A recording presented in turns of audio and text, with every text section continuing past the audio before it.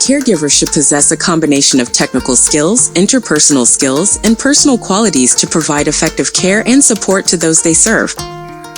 Here are some examples of patient needs a caregiver should provide.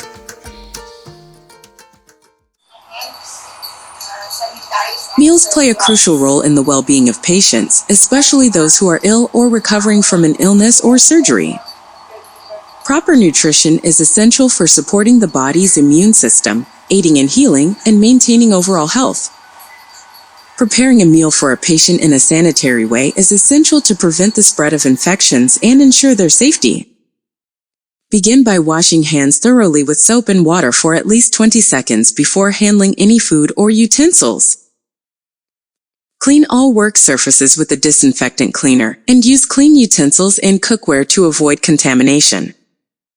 Here's a sample on how to do it.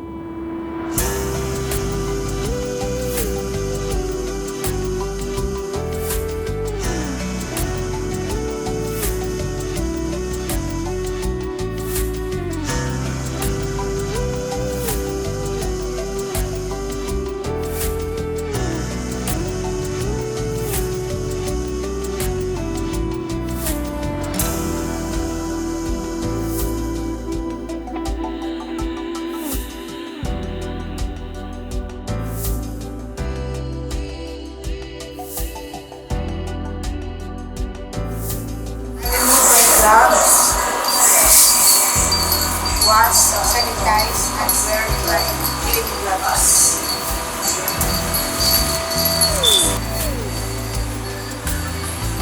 Don't remember to